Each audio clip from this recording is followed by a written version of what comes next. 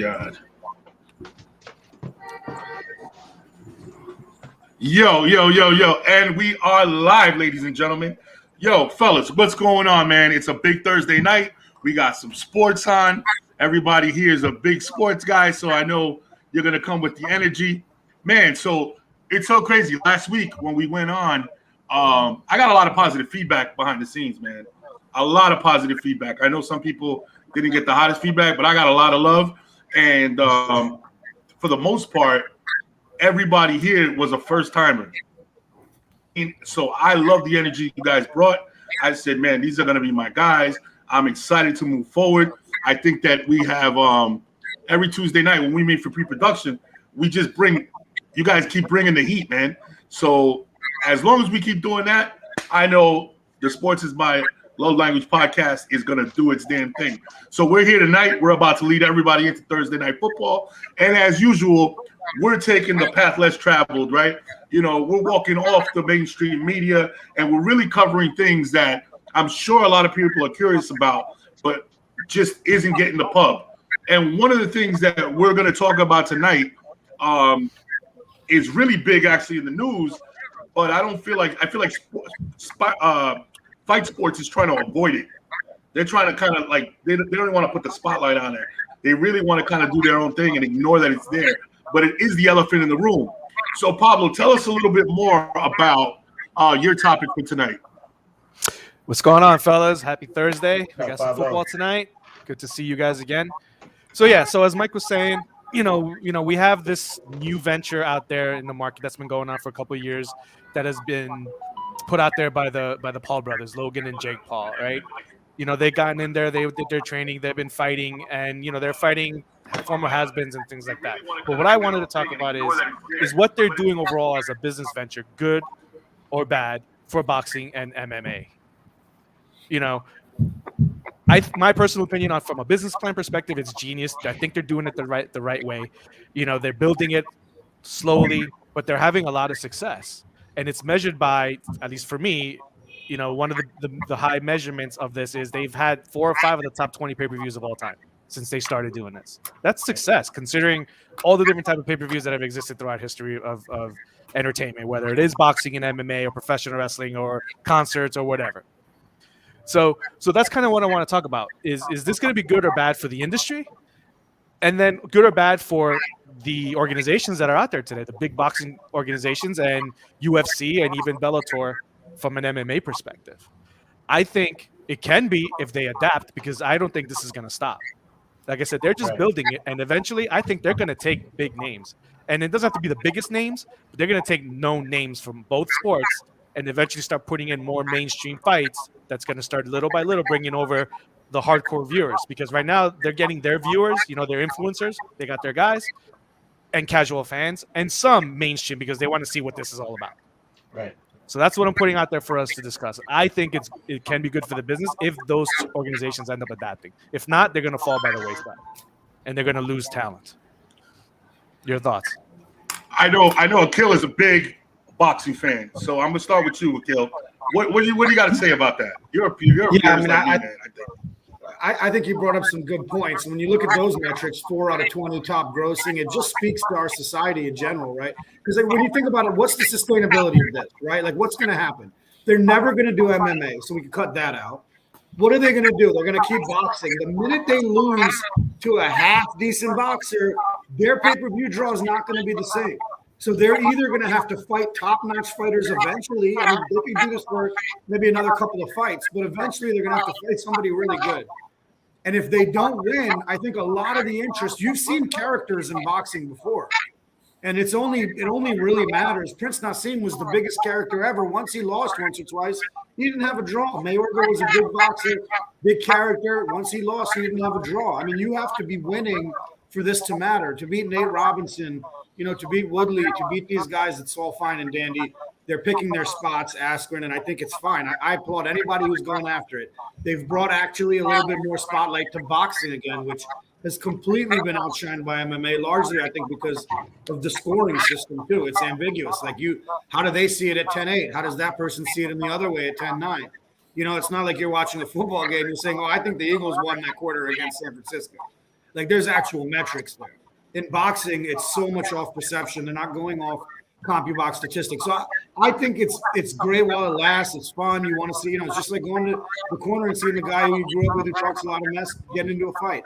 But I think it's got to go one way or another. Unless they become like really legit boxers, it's going to fizzle out. And then maybe another personality will start doing something. But I think this is more temporary than permanent for sure. I'm gonna jump in, man. I love if anybody asks me what are my sports, it's boxing and college football. Those are my thing, right? After Paul brothers, after them. At first I was like, hey, you know what? I was, into it. I kind of liked it, but then I started really going deep and checking some things out. The last pay-per-view, Tyron Woodley and Jake Paul didn't sell. Made 156,000 in pay-per-view. Was a bomb. It bombed. Okay, they were talking upwards or whatever. The fight before that was Logan Paul and Floyd Mayweather. That was a smokescreen because who was the pusher there? It wasn't Logan Paul, bro. It was Floyd Mayweather. He's the proven commodity. Okay. Number two, we just saw Evander Holyfield, 58-year-old Evander Holyfield, get destroyed, right?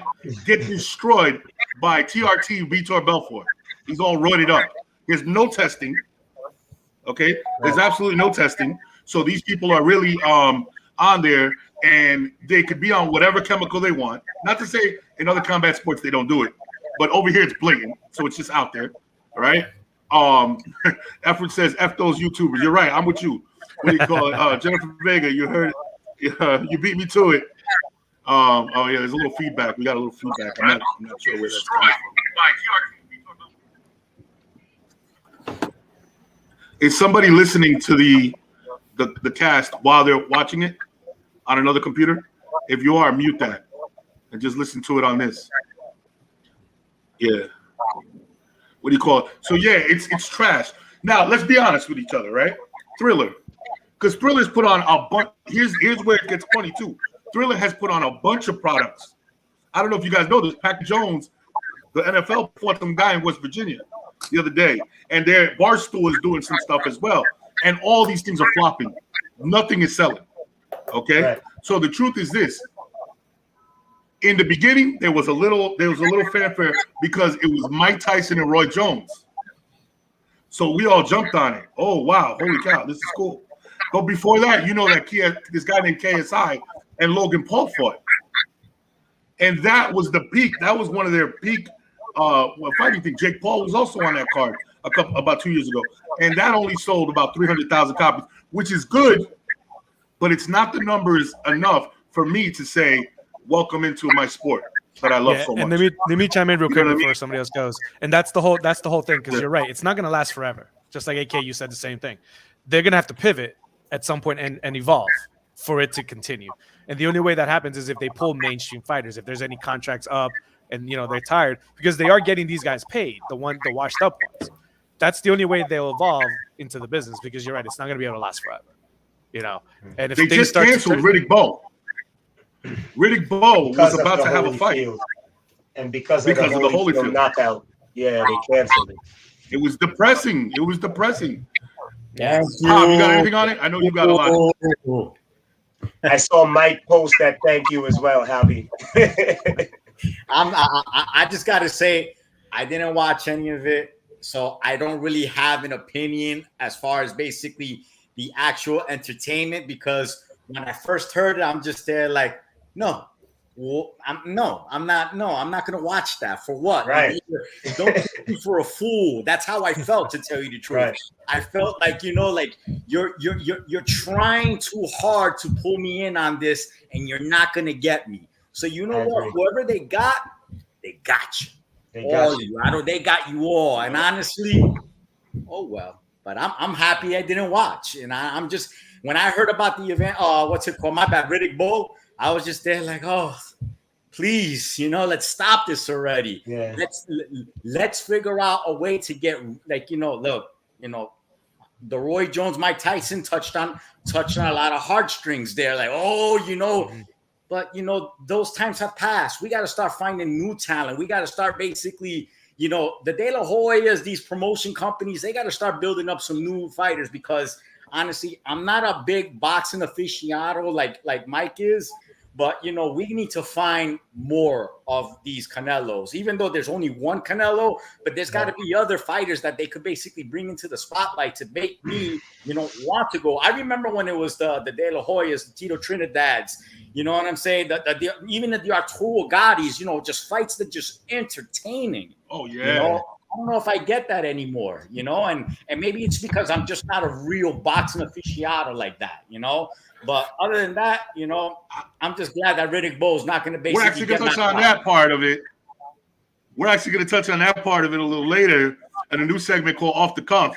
That's what we're going to talk about. You made a good point on that. We're going to come back and revisit that. Udi, any comment? Dre, any comments? I mean, for me, I just think. All right, cool. What do you call it? I mean, for me, I'm not a boxing guy. However, because of our podcast, I looked up some of the highlights, saw Logan Paul fights, the knockout to Robinson, and then his first fight with that chubby little guy that he beat up. Or it's just I didn't feel that I'm the target audience for this. I feel that if there's people that you can market off of, boxing has always been that. Boxing has always been about pay-per-view and trying to make the bucks. So from that perspective, there is an audience. They capitalized on it. Like Pablo said, it's going to have to evolve. For now, power to them. That's all I have to say on this topic. Yeah, Dre, here's the thing. There's so much talent in boxing right now. That's the thing that's bothering me. This is taking the shine off of some of the real.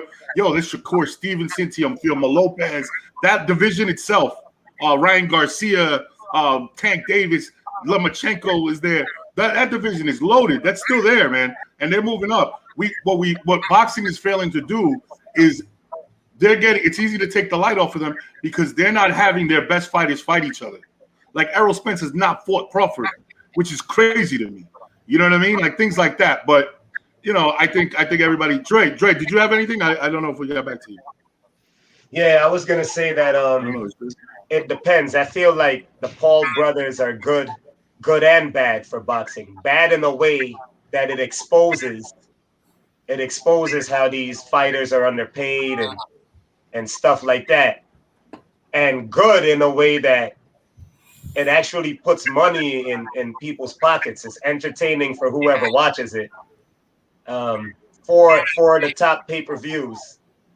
That's saying something for how long boxing has been in dealing with pay-per-view. So that's even crazier that with all the fights that's been under pay-per-view, that it took these guys to come and take the 4 spots. You know what I'm saying? That's pretty insane if we could go down the list of boxers. But it's the new thing. It's the new thing. Exactly. The new thing. Like Usman said that boxing was about always about the promotion and the money and stuff, but the money always went to the promoters. They got rich. Don King. If you're not a prize fighter, you definitely right. If you're not a prize fighter, you're on the Yeah, the opportunity is there because you're right in boxing because of its history of kind of screwing over, boxers. And then on the UFC side, Dana White doesn't pay these guys a ton of money. No. Overall. Even the top guys. Unless you're the top guys. You know what I'm saying? And the deals that he's getting, for the company, but it doesn't trickle down. Right. So that's why, like I said, if they want to keep this going, they have to evolve, but it's got to be right. Or if not, it's just going to be an it's got to kind of get a legitimacy to it. We got a comment. We said, Al Frank. Oh, hey, hi, Mike. Side note, got your book. It's awesome. Thank you. Efren Rivera. Yeah, lots of talent, but too much politics in boxing. That's what's ruining the sport. It's the politics. It's always been. And recently, it's just been even more. Yeah. All right, guys. We're going to move on to the next topic. Yeah, we're going to move on to the next topic. And Akil, you brought up a really interesting topic. Parody in the NFL. especially with the contracts, the salary cap. Let us know. What do you got on that? Well, I always thought it was interesting how, especially as you've seen all the sports change, right? Like over the years, you've seen free agency change all sports. And if you look at, and this has nothing to do with me being a Sixers fan and Jimmy Butler wanting to go to South Beach, of course. But if you look at like NBA, if you look at other sports in general, and I think the biggest comparative is the NBA, but they'll go to LA, they'll go to Miami, they'll go to, warm weather cities that are the best cities to live in the country. And they can do that and still go there and win. And it kind of loads up a few different franchises. People don't want to be stuck in places like, small market towns, Oklahoma City, all the small market towns that are around the league. But football, you find, is different because they don't have guaranteed contracts, right? So you try to get what you can. I mean, look where we talked about this the other day. Look at where Todd Gurley was a few years ago. Would anybody have thought that dude wouldn't even be able to get a job? Freeman, the list goes on. And that's a running back position, which literally has almost no value in the NFL right now as far as ranking top talent. Excuse me, but what I was getting at is it's different in football. You kind of take the guaranteed money where you could go. Right. And you take it, and it doesn't matter what market it's in because you have such a shorter shelf life in general. So what I find really interesting is how it affects the parity in football compared to basketball. You're not going to have a team in basketball who's bottom of the pack and next year wins the division. It doesn't happen outside of, all three people getting together. It's never happened, actually. So in football, you could do that without even signing huge free agent names. Couple of free agents. You could draft well, replace the coaching. So I wanted to spark a conversation with you guys, generally about parity in the NFL. And the one thing I'll apologize for is I know that you guys a lot of you are Giants fans and you haven't been good for like 6, 7, 8 years. So you haven't. Hey man, hey. Take it easy, brother. Why you gotta go south of that wound, man? Why you gotta? Come on, man. Normal teams go up and down, and they can recover quickly. So I'm gonna start it off like that. Shots fired. Don't make me root for the cow turds on Monday, man. I don't want to have to do that. Neither of us can do that. I'm rooting for a tie. So here's the deal. Here's my opinion on it. I'm just gonna touch on it lightly, right? I think my thoughts on it, right, are as a fan, I love it. As a fan. Yeah. But when I think about the business aspect and I think about how the players are to the owners as we are to our employers, relative, that part of me I don't agree with. That part of me I don't like. I don't like the fact that they don't have the power to move like they would want to move. I don't like the fact that the league has so much over them. You know what I mean? Compared to other leagues. I like the fact that in the NBA, the player gets to decide his own destiny. As a fan, yeah, it kind of sucks because, when a team is down, they're going to be down a little longer because nobody wants to go to the team that's down. You know what I'm saying? Or nobody wants to go, like you said, to a cold weather area. You know what I'm saying? Where in football, the ownership has a lot more strength. And now they could determine whether, this contract's not working for us. All right, cool. We're going to move you. We're getting you. Look at New England. That's all I can say is look at New England. New England is the master of grabbing contracts and shipping you out way before anybody else sees your talent with her. You know what I mean? Just somehow they know. But I think that's good for the league because year in and year out, although you still have teams at the cream of the crop, for the most part, it becomes any given Sunday. You know what I mean? And you have teams that are going to surprise you and become the wild. That one year, the Giants were a wild card, made it all the way to the Super Bowl. You know what I mean? That's pretty much my thoughts on that. I don't know if I got my point across like I wanted to, but that's pretty much it. Anybody? What you said, Mike, about what you said about the weather, right? So when LeBron James, D Wade, Chris Bosh, they wanted to team up. LeBron really wanted everyone to come to Cleveland. He really wanted to give Cleveland a championship. But the rest of the group decided Miami Beach. I mean, no brainer, right? So even in basketball, that were what happened. Now, when it comes to football, you have to understand that it's not a one-man show. Even if the quarterback is still not a one-man show. So in football, it's a team game. Any one guy can't take you home. Todd Gurley example that someone gave earlier, he had a legendary year, fell off the map the next year. Running back position in football is a position that has a very low shelf life. So you play them 4, 5, 6 years, like the Zeke contract right now. It's overpaid unnecessarily. That's a position that you scrap earlier than you normally would. A quarterback position, that's the longevity position. That's the position you want to be in. Wide receivers, there's just so many of them. It's easy to get the next star. Defensively, the big guys up front, you can have them. The special skill position guys, the moment they get big, they want to leave, like Jalen Ramsey. The team is, they're bigger than a team. So football is one of those sports that is just so hard to keep everyone together. So, salary comes into play. And that's one of the issues that I have. But I love any given Sunday option that you gave. The comment that you made about the Giants. So, that's my take on it. The formula for parity in the NFL is vast. It's big, and some of those pieces I personally don't like. But going into what Uzi was saying, it's a team game, but more specifically, it's 53-man roster plus practice squad, right? It's not 15 or 17 like it is in the NBA. That's number one. It's part of the formula. And you're right. Depending on the position, some will make more money than the other, such as like you mentioned, Uzi, the running backs. But if it didn't have parity, in my opinion, I think the NFL would be a mess. I think it would be. It would be a hot mess. You would have, and for that to happen, the biggest factor is the salary cap that they have. If there was no salary cap, there'd be super teams.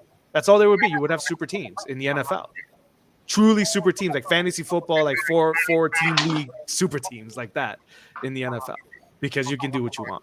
And any given Sunday will go away. It's gone. It comes down to 4. It'll look like college football, only 4 teams every year in the playoff. That's what it's going to look like.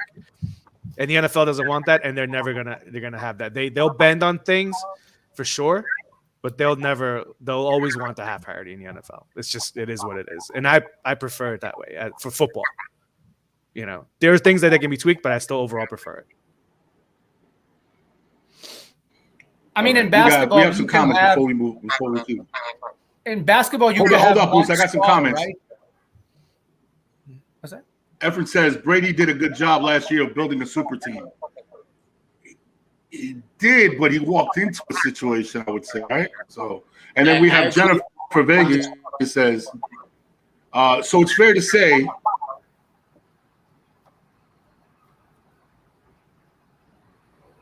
Jennifer Vegas says, so it's fair to say there are team players train on a bigger, better team. Yeah, exactly. Go ahead, Hav. Going back to that Brady did a good job last year building a super team. I totally disagree with that. Totally did. He basically picked and chose a team that was made basically for that playoff run. I remember, 2 years back, when basically the talk of this Tom Brady's free agency, and I kept on saying, if I'm Tampa Bay, I'm calling Tom Brady. Right. Why? Because everything is there to win it. The defense was there, the offense was there, but at the time they had Jameis Winston, who threw for 5,000 yards, 30 touchdowns, but 30 interceptions at the same time too. So I'm saying you got a quarterback that just basically just cuts half of those turnovers. They're in the playoffs easily. It's just that he didn't build it. He basically walked into it basically, and again, not taken away from Tom because he's a great quarterback, but he also he chose a great destination based on the roster that was already there, But let's take it a little bit further, like going back onto the whole parity thing.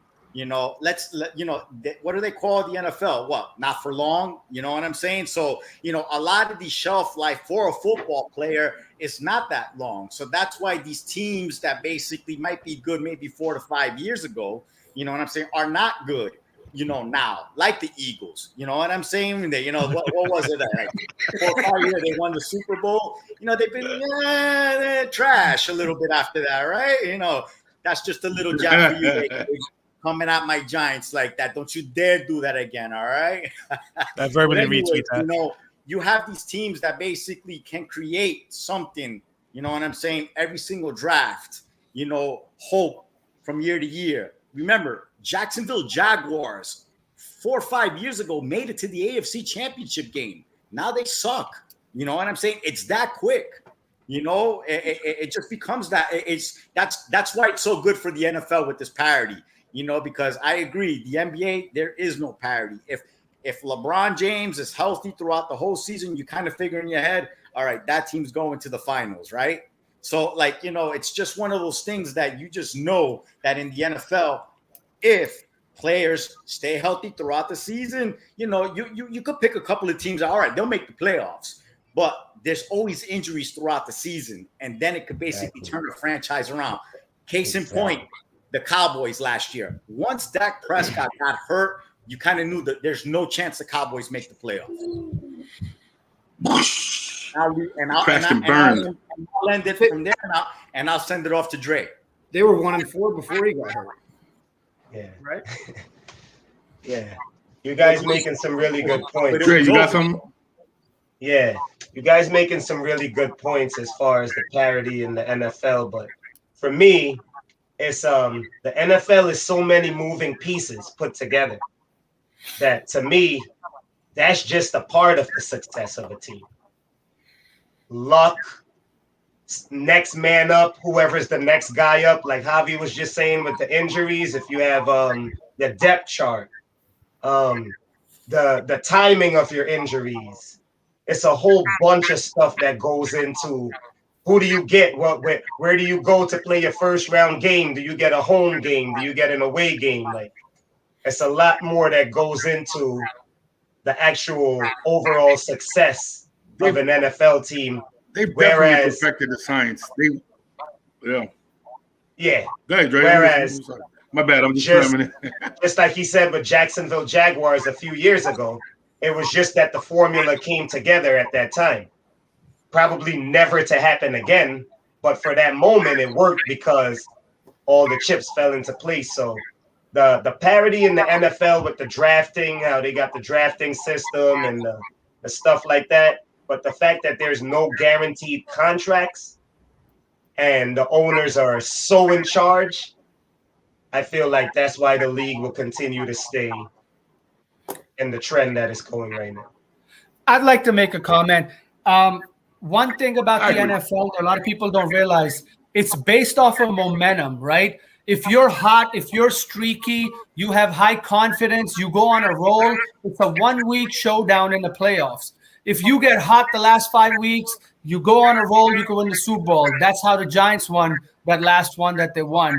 You know, when they got on that streak, 9-7, got in the playoffs and won it. So NFL is all about the streakiness, which is why all these teams are one-hit wonders or have a streaky year, or that Jaguar season where they never had a quarterback, but a stacked defense with a run game. It carried them only so far, and then that was it.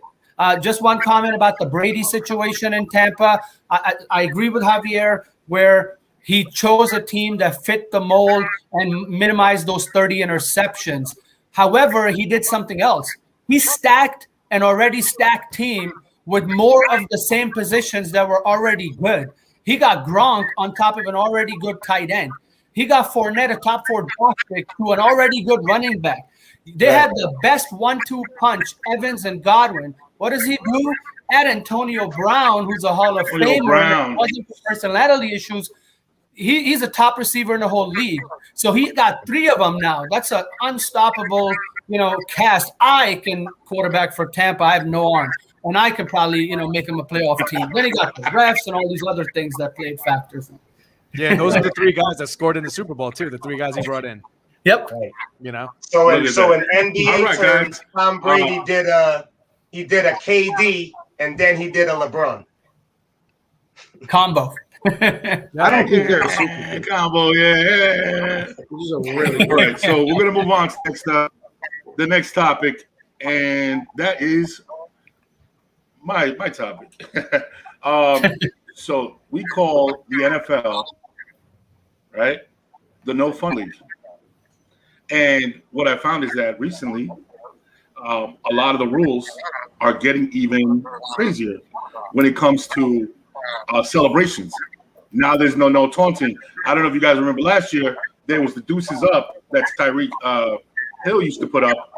And then the defender in the Super Bowl put the deuces up. And now there's rules against that. Right. Where they could actually take the touchdown back. They could actually, lost it down and all kinds of stuff, right? And I was thinking about it, and I was like, I want to hear people's opinions because I think it's so crazy to try to give the NFL business advice, right? Because the NFL is by far the most superior product we have as far as sports in the United States. Okay? By far. It's not even close. Baseball, basketball, hockey, all of them are far second, third, and fourth.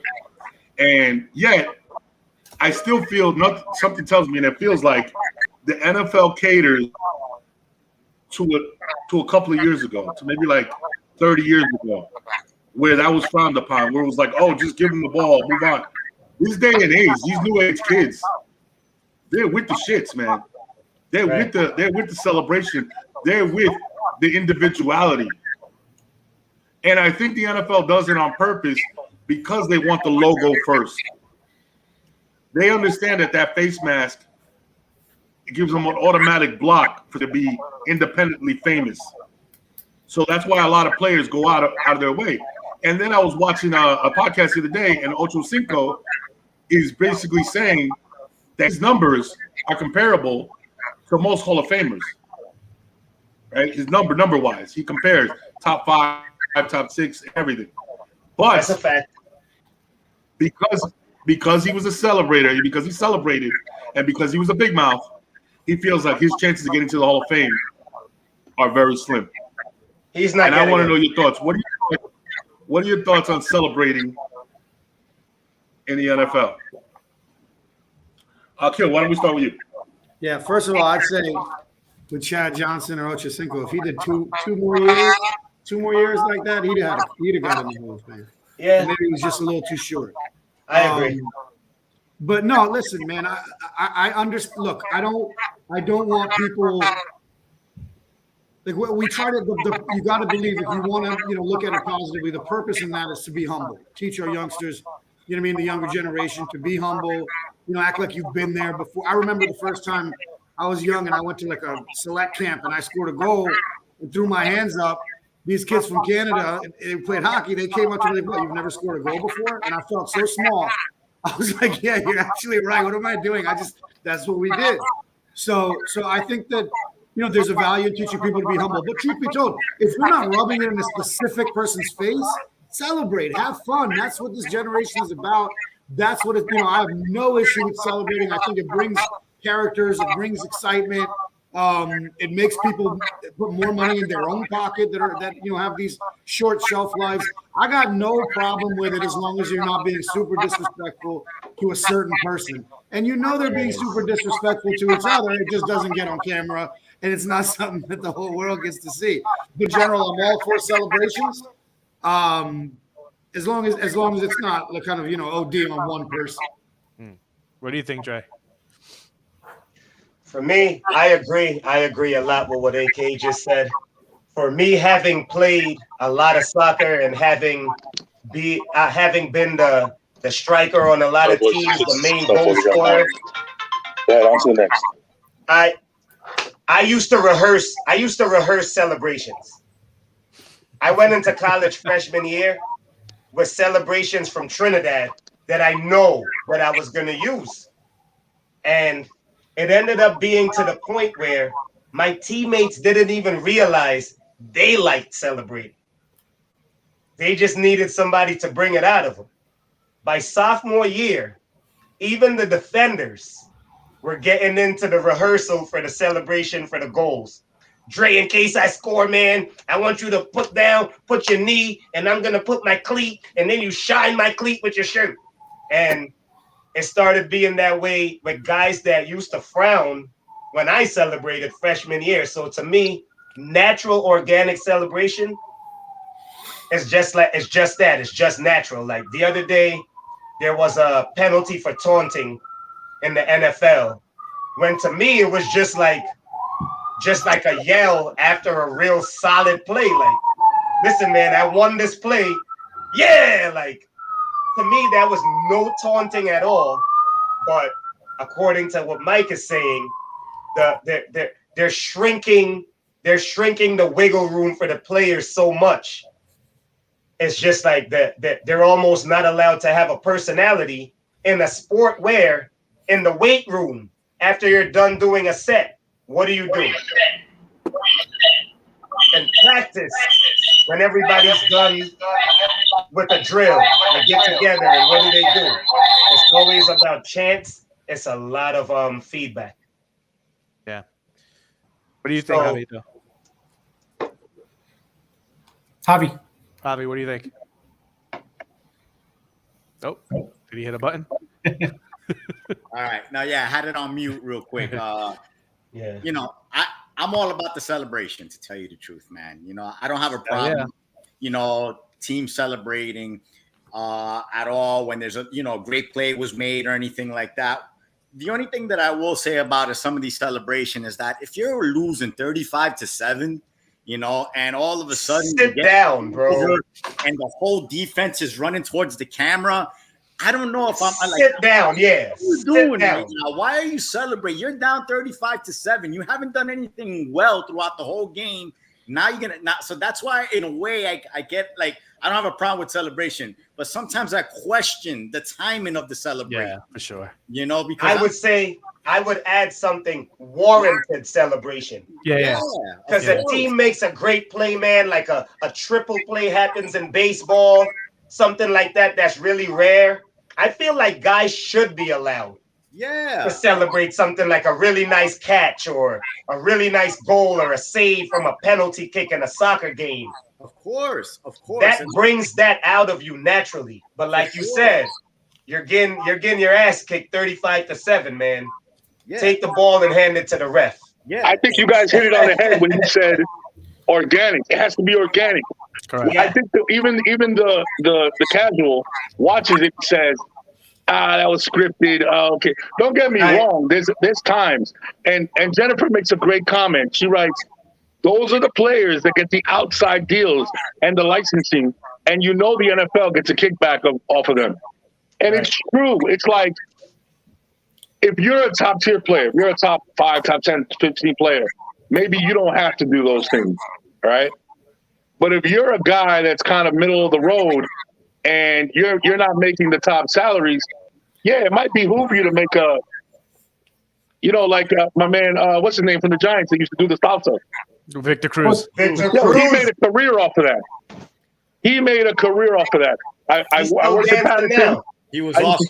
I used to see him in Patterson all the time. Bro. He was awesome, though. Great receiver. He was awesome, bro. He was good. Listen, he had what, 2 good seasons? Mike, let me. Don't get upset that he did the 99-yard reception against your Jets. I got it. You know what I'm saying? Yeah, Mike. You're pissed off. You know, that was your season, you know, but no, he was really, really good, bro. He was really great, man. His Victor injury Cruz was is exceptional. what messed him up. That's it. Yeah. Victor Cruz once was he tore the knee up, exceptional. it was over for him, really. He also broke out against the Jets in a preseason game. My thing about celebrations is I love celebrations. I look forward to celebrations. I believe that when it comes to celebrations, even if it's coordinated, right? When it comes to celebrations, let's say, you know, me and Dre are on a team. After everyone went home, we're out practicing. We're bonding as teammates.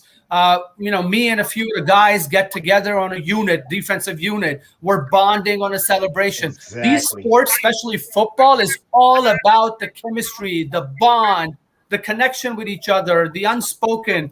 So for those reasons, I love the idea. Also, sometimes the heat of the moment, like just natural celebration, you're just angry, you just scored a touchdown. And if you're jawing throughout, you know, the last 15 minutes, and then your team goes on and scores a touchdown, I'm sorry, you were jawing. That wasn't a penalty for the whole 80-yard drive, but it's a penalty now that I spoke at the end when I'm like, told you so. So I don't agree with that either. The other thing is, it's the new era, right? NFL always gets it right. So NFL is always looking for, you know, beating adversity, sometimes ahead of time. So Right now, what they're thinking, everyone with this cancel culture, sensitive, they don't want a media crisis because of celebrations. They're like, we just cleaned our name with everything else going on. Let's just clean that up. I'd like to end it by saying, what's that? You think they're playing it safe? They're playing it safe, and that's the only reason why.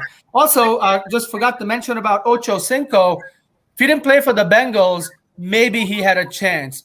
Also, because he failed in New England, I feel that's an asterisk he just can't get out of. Because if you go to New England, a place where you're supposed to get your max production, plug and play max production. If you can't succeed in New England, that's it. Cam Newton's never getting another job. Agreed. And I'm surprised, nobody mentioned the ultimate get off my lawn on celebration sport, baseball. They are, the kings of that shit. Like, you can't look at someone after you get a home run. Hey man, that's on you. You threw that meatball down the middle, bro. I just put it where it's supposed to go. Next time, strike me out. But instead, I can knock you out. I can try to knock you out with that ball if I really wanted to, or hit you in the ass. So I read Manny Ramirez's lips one time. A guy threw a pitch inside. It was a ball. It was 93-mile-an-hour fastball. Manny looked at the guy and said, if you're not throwing 98, don't throw inside again, Emma Effer. So the guy comes back with a changeup inside corner. Manny smacks it out of the park. Looks in his dugout and says, I told this Emma Effer. I told this Emma Effer. I'm all for that. Baseball, man. like you said, man. Baseball, they get it in baseball. Yeah, I'm all for them. Eyeing that home run as it's going all the way around the bases. Yeah. There's those unwritten rules in baseball that, you know what, I'm over it already. Oh, the whole, bro, let them celebrate, man. Let them celebrate, man. Let them celebrate. Yeah, like all of a sudden when it's a walk-off hit, I love it. You know what I'm saying? Sometimes it's, they're taking off the guy's helmet before he hits home. Yeah. Throwing stuff in the air now. And I'm just there like, finally, show me something else, because let's be honest. Baseball can be very, very boring to watch. You need to celebrate after every hit or after every out. I had when with the Yankees a couple of years back, they did the thumbs down. I'm just there like, keep doing that. Yeah, keep it up. Eyes on you for other than the game of baseball, because the game of baseball itself can be boring at times, but you have to build some other excitement. And I feel that the celebration in baseball can bring it a little bit more, because let's be honest, man. Hey man, if they don't let them celebrate, at least let them fight. They don't even do that. They can't fight either. They don't know how to fight. They're a bunch of dumbasses when it comes to fighting. You ever got to a hockey game? The most exciting shit to watch is a hockey game. Bro, 2 seconds in, these guys are dropping gloves, going at it. You're like, now that's a sport. You know what I'm saying? These guys are freaking. And that's only in the stands in front of you. We haven't even got to the ice. I was going to say, I've been to Rangers Devils games back in the day, and there was more entertainment sometimes in there than it was in the game. Nah. You ever want to piss in your pants laughing? Go to Miami when the Jets played Miami. First of all, the upper tier is 90% Jet fans, okay? Right. And all school teachers, construction workers, just whatever, average people, they get so hammered by like the second quarter. Quarter? Bro, tailgate. I've never seen the biggest brawl. The biggest brawl I've ever seen was the top tier over before it was Hard Rock. What stadium? I went to go watch the Jets Miami game, and nothing but these old men, these old 70-year-old men in yellow coats, came to try to break that shit up, yo. It was the funniest thing ever. I was like, yo, it's crazy, bro. It was horrible. Okay, what are your thoughts, man? What are your thoughts on celebrating? Yeah, no, like I was saying before, I think it's good to have fun, and they put in a lot of work, like these guys said, man. So, you deserve to be able to have some fun, show out a little bit. I'm not for, rubbing it in somebody's specific's face, like being super disrespectful to some individual, but in general, get after it, man. You deserve it. You know what I mean? You went out. I got a hot take on this. My hot take, right? is that it's almost more arrogant to just toss the ball to the ref and walk away than it is to celebrate. I know that kind of sounds weird, right? No, it sounds boring. It's boring. No, but the thing is this, right? Think about the thought process behind tossing the ball to the ref. I'm the shit. I do this. Yeah. That's way more arrogant than, hey, this is my first time here. Party. You know? Real G's move in silence. Real G. Yeah, it's true. Or Like Cam lasagna. Newton. Every time Cam scored a touchdown, the Superman celebration, I used to be annoyed by that. As much as I love celebrations, that was the most unfun part of Carolina touchdown. Yo, let's go around. What's your favorite celebration and what's your most hated celebration ever? Akil. Wow. My favorite celebration is when T.O. scored a touchdown and danced on top of the Dallas Star. Easily, That was mine without right there. question. That was the first one that came to my head right there. Twice. Yeah. And then What's my the one least you favorite hated the most? is when he went to and did the same thing to the Eagles. Pablo, what about you, Pop? No, my favorite was going to be that one. I didn't really get a chance to see which one I hated. Yeah, I don't think We'll I've come ever back to you. We'll come back. It's cool. No, but We'll I come don't back think I've to you. ever hated celebrations. That's the thing. Like, oh, that maybe I thought some were corny, but I can't remember when. Like, oh, I hate that bastard. What about Especially you, Dre? What about you, Dre? Whoever jumped into the American Red Cross big ass bowl one time, Zeke. I think it was Ezekiel Elliott. That was the best. That was the best. Even though I can't stand the Cowboys, man, that was really innovative on the spot in the moment. That was pretty hot. My worst one was the Sharpie in the end zone. Oh, with T.O., I think. yeah. Yeah, You got to get a little more creative than that, bro. Yeah, I mean, those are the ones that I thought were corny, but you know. Right. What about you, Haas? I mean, I got to go back to my boy Victor Cruz, man. You know, as a Latino, you know, Colombian background, you know, I grew up on salsa. So to see somebody give me that, like, you know, my roots on a That culture, yeah. Into the world. You know, it gravitated me even more, and I loved it. You know, one guy that I will basically have to like throw in there, you know, is LaDainian Tomlinson with the little, you know what I'm saying? Yeah, a little flip of the ball. Yeah, the little finger roll. So the one that I hated the most, though, and I don't know why, I hated Ray Lewis's dance. I don't know why. I hated that too. I hated the dance. What? Oh my God!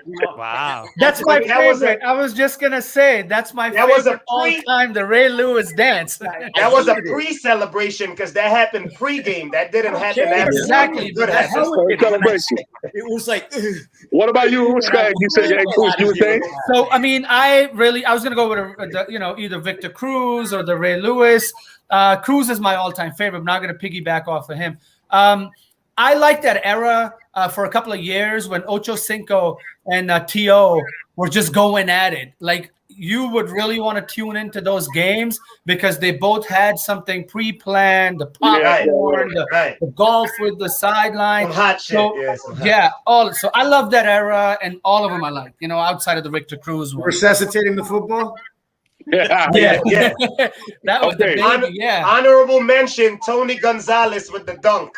Oh, that's pretty dunk cool. was great. And then it became a trademark. Every tight end would do it. The dunk was great. All right, I'm going to age myself right now. I'm an old bastard, bro. Yeah, we know. I'm going to age myself right now. The Icky Shuffle. I love the Icky Shuffle. And not only that, I love the Icky Shuffle, I love Joe Horn when he pulled the cell phone out. That was Joe Horn back in the day. He was one of the originators. That was pretty hot. The one that I didn't like, the one I don't know why it rubbed me the wrong way, and I know this is kind of weird. Randy Moss, when he scores the touchdown, he gives his ass to the Green Bay Packers. He kind of rubs his ass like. I didn't like that one at all. The best team like celebration may be the Lambeau Leap, though. That's pretty dope. The Lambeau Leap is dope. Yeah. The Lambeau Leap is dope. All right, fellas. That leads us into we're going into our next segment. It's a new segment that we started called Off the Cuff, where one time a week, one of us drops a hot take or a not so popular take in sports. All right, where most people probably disagree or there's a strong disagreement in the topic. This week, We're going with Javito. Javito, you have the topic of the week. Yeah. So just one of those things that I talk amongst my friends. We spoke about it, but it's Tom Brady the GOAT. And I'm gonna basically go both ways with it. Obviously he's won the most rings, so that you have something to consider there. But obviously, football is a team sport. And again, going back to our original conversation that he basically chose Tampa Bay, like to me, like I'm just there, like it was there, like the Super Bowl writing was kind of there for him already with that team. But obviously, he's a great player, and he could elevate the team as well. But at the other hand, I just feel like maybe on the New England side, I always feel like, why are we like Bill Belichick? You know what I'm saying? Like that guy's a master at what he does when it comes to defensive schemes. So that's why I always say no on the other aspect, and mostly all the Super Bowls, besides the last one that they just won, basically with Tampa Bay, all those New England Super Bowls were close. It wasn't like Tom Brady was killing the other quarterback. As a matter of fact, he lost to Nick Foles, a backup quarterback. You know what I'm saying? So like, and he lost to Eli Manning twice, so like, perfect season. I'm just kind of like, is he the GOAT? I'll let you guys handle it from now on. Let's go. Eli Manning, career 500 quarterback, beat Brady twice in the Super Bowl. I mean, that shows you a lot, I'm not an Eli fan. I'm a Giants fan. Peyton Manning once said that I'd go to the showers to talk to my receivers before the game because I told them my locker's bugged. Don't come talk to me over there about game plans. Bill Belichick, I'd be the greatest of all time if I had video coverage of every team's practice. I'm just kidding. I believe Tom Brady is the luckiest of all time. Loat. L-O-A-T. I can go and fight to the end to whoever wants to challenge me. We want to get guests on the show. We want to get viewers making comments. I'm ready for this. Loat. L-O-A-T. I can go on and on about this forever. All right. So for me, I don't like Brady, but I'm going to defend him as far as the luck goes. I agree that he's the luckiest, but to get lucky, you have to be prepared. Robert Ory was prepared. Same amount of rings. Luck is where preparation meets opportunity. He had to be prepared. He had to be prepared. I don't like Brady. I'm not trying to the champion for him or anything. I'm just saying that as far as that goes, luck, he had himself ready. He kept himself ready. So give him credit for that. But Belichick is the mastermind. I mean, the sorcerer. If you for me, Brady can't be the GOAT because no one has said that Bill Russell's the GOAT in the NBA. So shut up about Brady being the GOAT because he has the most rings. I'm done. Short and sweet. So actually, you brought something up that I wanted to talk about when we were talking about this topic in general, but we can have this another day. The GOAT of GOATs. Who is it? Well, we'll talk about that another day. All right, because Mike, you and I talked about that when we were at Twin Peaks a couple of weeks back. But anyway, for you, Javi and Us, if he's not the GOAT, I'm curious to see as who you guys think the GOAT is. And before you answer that, what is your formula for being the GOAT? Okay, I have a comment to make first. And then if Brady doesn't fulfill that formula better than anyone else, then I'm curious, I really want to know, because I think from a football perspective, he is for a lot of factors, not just championships. It's just all those other things that go into being a quarterback. Yes, a couple of those Super Bowls, it was a field goal win. But guess what? Who drove them down the field, right? To get in that position. So it just really depends on your perspective of what the GOAT in football should be. So Ray Lewis said he had nightmares about Peyton Manning. He said he slept well the night before the Patriots. No knock against Tom Brady, but when the other quarterback knows what the Mike linebacker is going to call and what he's going to do in his audibles, that goes a longer way. Now, Peyton wasn't in the situation as Brady as far as to win the championships, but I'm picking Peyton Manning 7 days a week, twice on Sunday, over Tom Brady. As far as skill, that's definitely a hot take right there, bro. So Akil, I'm also wait, hold on. Akil, what you got to say about that? All right, so Who's your guy? I think Peyton Manning is one of the top probably 3 quarterbacks to ever put on shoes and throw a football. So obviously, I think he's phenomenal. But I think there's only a few players in sports that you could say are the GOATs at their position. And I think Tom Brady is absolutely up there. I mean, we say he lost to Nick Foles. He did. He lost to the Eagles, but he broke the record, and he's the only quarterback in the history of the NFL to throw for over 500 yards in that loss. It was a fumble. It was a fumble by the defense caused, right? Eli beat Brady. We all just talked about football and said it's a team sport, right? Like that Giants defensive line. And that's why I say this about last year. Like, I don't think that Tampa Bay was guaranteed at all. I think the Kansas City Chiefs out of 5 games would win 3, if not, 2. So I think that, the Patriots haven't made the playoffs. There's only been 1 year. I don't think they're making playoffs this year. But had they had Tom Brady, who knows what they would have done last year? I don't think they're making the playoffs for the next couple of years. I went back and saw some old Montana film. He was amazing because that's the guy who people usually compare. He was no Tom Brady, and he didn't do it anywhere near as long as Tom Brady did. And he threw to Jerry Rice, John Taylor, Roger Craig, Ricky Rath. The tight end. They had a all-pro fullback. They had an all-pro. They had all-pro linemen. So this is and not to diverge from the Tom Brady thing, but this is the only reason why people don't call Bill Russell the GOAT, because he played with 4 Hall of Famers. Not saying I agree with it, because again, I think that there's nobody better than Bill Russell. I think you can make arguments for Jordan, not to divert, but I think that I don't think they're going to the playoffs for the next few years. I mean, they gave Nelson Aguilar a couple $1 million. Who does that, right? I just see, and I saw him play against Peyton, and I think Peyton was absolutely amazing. On a side note, he came to Rutgers when he played at Tennessee, and I saw him in college. I got to see him play in NFL, and I have just the utmost respect. I think that guy was amazing. But Tom Brady, to me, kind of like a Mariano Rivera as the closer. I don't see how you could debate that he's not the best quarterback. I think you could debate football player, but he's not the best quarterback to ever do it. I just don't see the logic there. The guy's made a Super Bowl almost every goddamn year that he's been a player. I agree with you. Check this out, right? So Bill Belichick is the man. I agree with you. All right. Therefore, in System A, right, you could say if he would have stayed there, that Tom Brady worked in that system. But he literally said, take me out of that system, put me in a run and gun type system where I got to throw the ball 30, 40, 50 times. And guess what? I still win a Super Bowl. If I have 1:30 left on the clock, there's not a quarterback I want other than Tom Brady. And I'm a Jet fan. There's not a quarterback I want. I don't want Aaron Rodgers. I don't want Russell Wilson. If you give me 1:30, I'm not saying the rest of the game, 1:30 left on the clock. We all watched Monday night the other night. They had like 1:13 left on the clock. Pablo, you were with me. And we looked at each other. We the other day we were watching it. I was like, too much time. That was my comment on Facebook. Too much time.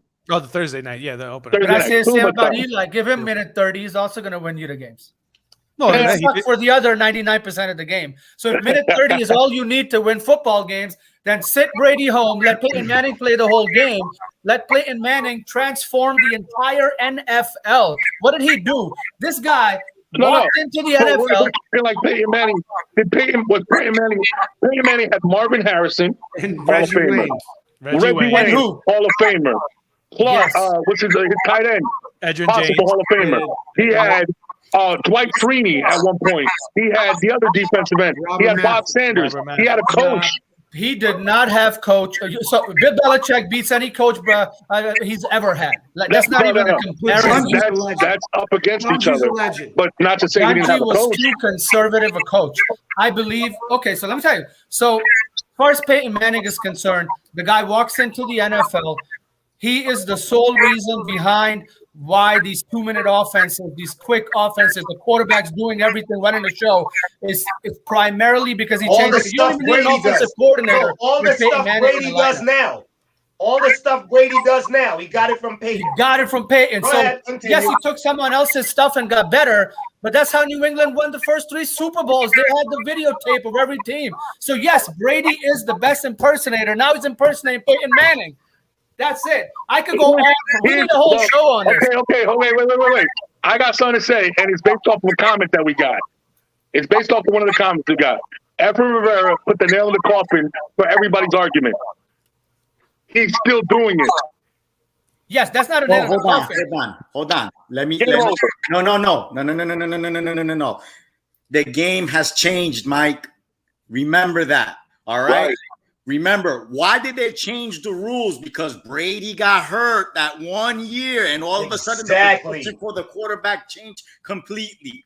So you're gonna tell me John Elway, other guys can't walk.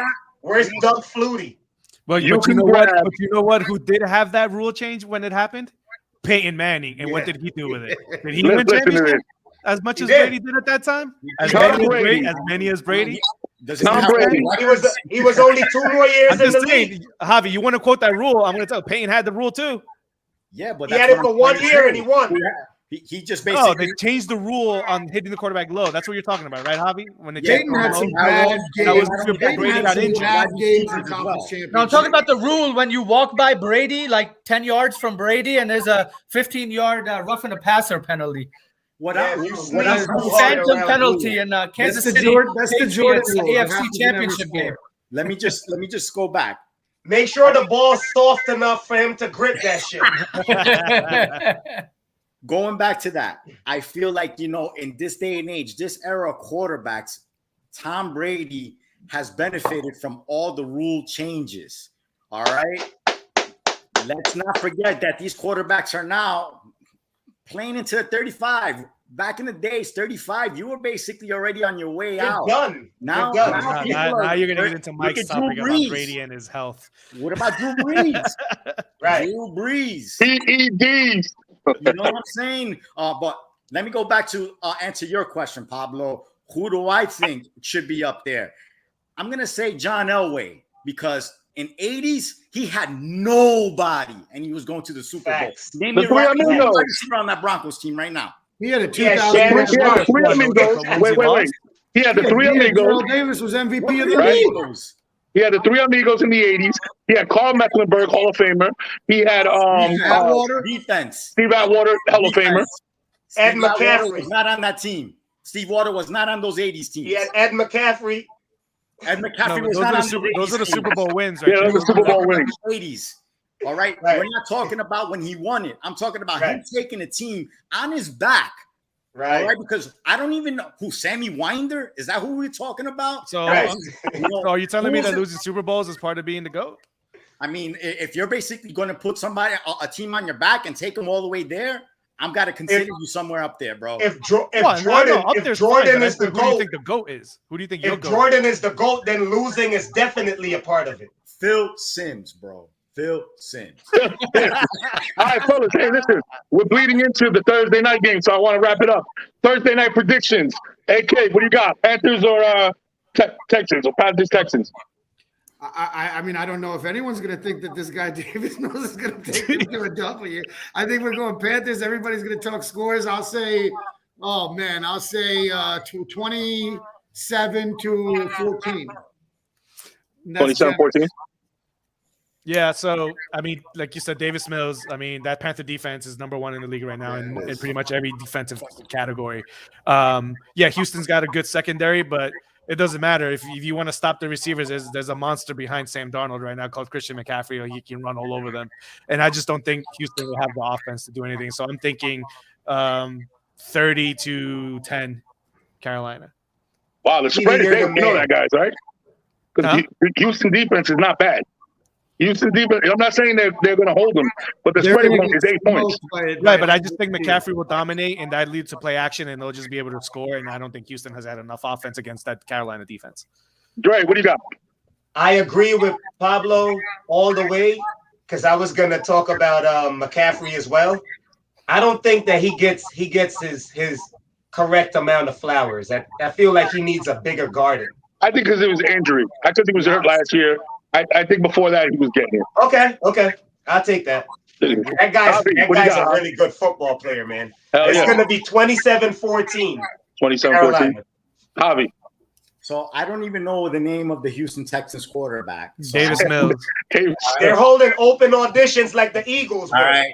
So I know Usman was like he could throw it better than this. He could take the Bucks to the playoffs. Or here's your chance, buddy. Go to the Texans, my man.